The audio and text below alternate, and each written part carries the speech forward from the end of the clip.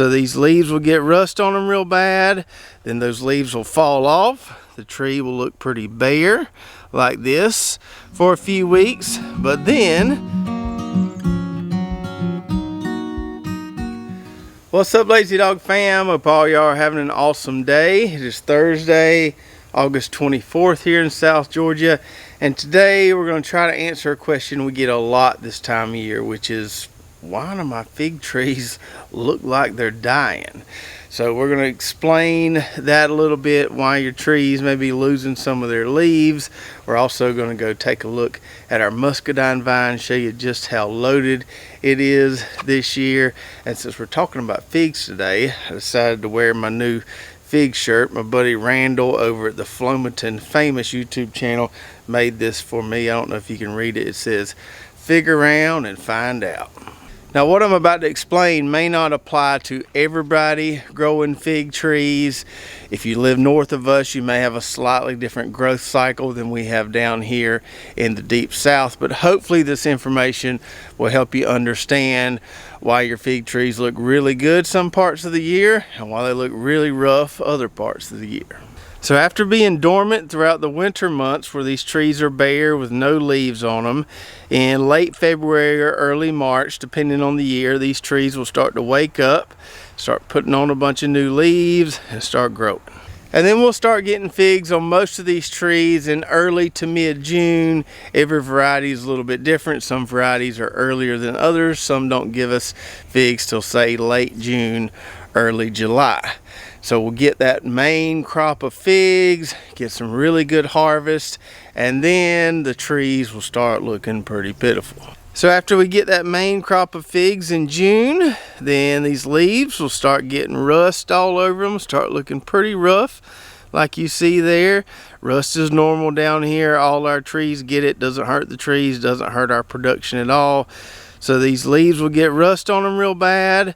Then those leaves will fall off. The tree will look pretty bare like this for a few weeks, but then they'll wake up again and they'll start putting on some new leaves and even some more figs. And just like the fig production window varies from one variety to the next, the timing of losing those rusty leaves and putting on new leaves is also going to vary somewhat from one variety to the next. So we'll use these two trees here side by side as a really good example of that. So here we have LSU Tiger, which is what I was showing you earlier, and here we have a Canadria tree. So both of these trees gave us some incredible production in the early summer months, but then, like I showed you earlier, leaves started looking rough and these trees were completely bare for a few weeks. Now this Canadria tree here kind of woke back up a little sooner than this LSU Tiger tree here. We can see some green leaves on there, but we can also still see some bare limbs. Whereas over here on this Canadria tree, it's looking nice and full again already. So down here in South Georgia, we'll get two main crops of figs off most of these trees every single year. Now that's not going to be the case everywhere, but that's the case down here in our climate, especially with some good irrigation keeping these trees happy. So for most of these varieties, we'll get an early summer harvest and then we'll get a late summer, early fall harvest. Now, depending on the variety, sometimes the first harvest is bigger than the second harvest. Sometimes the second harvest is bigger than the first harvest. So this variety here is called Mary Lane. Makes a really nice, tall, kind of upright tree. And this one gives us a few figs in the early summer, but it really starts to show out in the fall. We can see this tree is already kind of woke back up after losing all those rusty leaves, and we're really starting to load up here with figs, so we should have a really good harvest from these trees in the next month or so. And I find the same thing to be true with this G.E. Neri variety here. So these are the figs that get huge, almost as big as a baseball. We get a few figs off these trees in the early summer, with a fall or late summer months is when they really start to give us some home run production. We can see one that's starting to turn right there. We can see them just loaded up along that limb there. So this is the time of year when we get really excited about this variety. So we've got some varieties that give us a nice bumper harvest in early summer and then just give us a little bonus harvest in the fall. Other varieties give us a little harvest in early summer and then a big harvest in the fall. And then we've also got a few varieties that seem to give us a little more continual production as opposed to producing a lot and just shutting off for a month or two. And that's what we see here with this Salem Dark variety. Now, parts of this tree look pretty rough right now. We can see it is starting to put on some new growth. But once this tree started producing, it has never really turned off. It may have slowed down a little bit, but we're still getting a few ripe figs almost every couple days off this tree right here. So it never stopped producing. It may have slowed down a little bit, but it looks like it's about to kick back up. And we're seeing the same situation with this Violet de Bordeaux, or VDB tree right here. This one was a little later to start producing for us this year, kind of like Salem Dark, but once it started producing, it just gave us some nice continual production. Not a ton of figs on it right now, but still getting a few off there. This one is putting on a bunch of new leaves, putting on a bunch of new figs there. So we definitely got a longer production window out of this variety. So as you can see from those few examples there, fig production and fig production windows can vary greatly depending on variety and also probably depending on your climate. And that's why it can be hard, for example, to explicitly define production windows for each of these varieties here. Now, one thing I am doing this year is kind of keeping a nice little journal from week to week. So every week I'll come out here with my little book and I'll write down every variety that's given us ripe figs that week.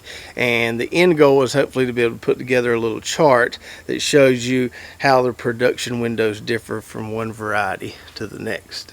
And as I alluded to earlier, if you live north of us and maybe have milder summers, you may not see your fig trees go through this little rusty leaf phase, losing all their leaves, putting on new leaves, and putting on another crop of figs. Your fig trees may stay green and pretty throughout the summer, and then obviously they'll go dormant in the fall. But hopefully showing you those examples there, if you do see that, you know it's nothing to worry about. Trees are going to be just fine. Now, as far as our baby fig trees go here, we're pretty limited on the varieties we have on our website this late in the year. I think the only two varieties we have currently are G.E. Neary and Mary Lane, which are two of those that tend to give us more fall production than they do early summer production. So this fall we'll start propagating more trees, and come next spring we'll have all our varieties restocked. Now, we have had a few people lately asking what's the advantage of getting a tree now versus waiting until next spring. And there is an advantage to getting one now as opposed to in the spring if any of these remaining varieties catch your eye. So this particular tree right here was rooted last fall. This tree is almost a year old. Next spring, all the trees we have will be only, say, 3 or 4 months old. So if you get one now, you get a much older tree. And if you keep this in a pot over the winter and then plant it in another pot or plant it in the ground next spring, you're basically working with a 2-year-old tree, and you're very likely to get some nice fig production on that tree. Whereas if you buy one in the spring, you're buying a younger tree and still probably going to take another year or two before you start getting some figs. And while we're talking about baby fig trees, I want to show you some of the incredible growth we've been able to get with some good irrigation practices from these trees that we just planted back in the spring. So these two trees here are a variety called Cherry Cordial. Not a variety we have on our website currently, but one we hope to have on there one of these days. These trees were propagated from cuttings back in late January, early February. So these trees are, what, 8 months old at the oldest, and you can see they're already 5 foot tall, bushing out nicely, just looking absolutely beautiful. I have seen a few little figs on these trees, but I doubt they'll ripen in this first year, but we're well on our way to getting some nice figs from these next year. Here's another example of a tree that has just exploded and is not even a year old yet. So this is an LSU variety called LSU O'Rourke. Rooted this cutting back late last year, I think. And so this is all first year growth. When you water these things well, man, they will show out and grow for you. We can see a few figs on here. Those might not ever ripen, but we'll definitely get some good figs off this one next year. So hopefully that shows you just how much growth you can expect in the first year if you really water them well and feed them well. Now I have seen some varieties, they're just slow to get going. They eventually do, but they're just slow in the beginning. But most of the varieties we have out here, you can get upwards of 5 foot of growth in the first year if you water them and feed them well. And now, as promised, let me show you these muscadines here. Before we do, let me clarify, I don't know anything about planting muscadines. I've never planted any. These were here when we moved here. I don't know anything about what's the best varieties to plant. We've got about 5 or 6 varieties along this 100-foot long vine here. Don't know what those varieties are. They're good, we like them, but I can't really recommend any varieties to you. Now there are a few things I do know about muscadines that I'll share with you. One, gotta prune them back every year or these things will get out of control on you. I used to come in here with a pair of hand clippers and meticulously prune these things. I have since realized that it doesn't matter, so I just take my steel gas-powered hedge trimmers. Once these things lose all their leaves in the winter, I usually do it right around the first of the year. Just come in here with those hedge trimmers and clean them up a little bit. Another thing I know about muscadines is they're pretty low maintenance once you get them going. These don't ever get fertilized. They don't ever get any water. They would produce more for me if I had them on consistent irrigation like we do our fig trees. But in years where we're getting some nice rain throughout the summer like we have this year, really haven't had a long dry spell, we get some really good production. And then the third thing I know about muscadines is I can eat a lot of them. Now, if you want to do a real true test as to whether somebody is a southerner or not, give them a handful of these right here and watch them try to eat them. You'll quickly realize if they're from the south or they just saying they're from the south.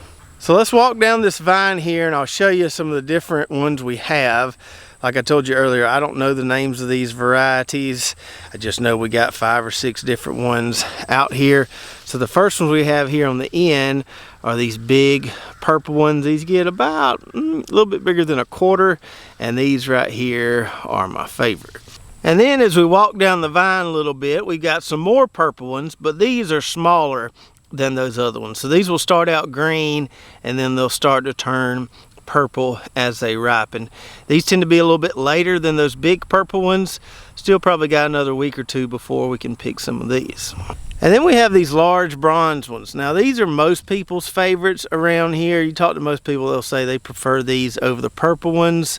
I like these. They're not bad. I just like the purple ones a little bit better. But those there are ripe and ready to pick.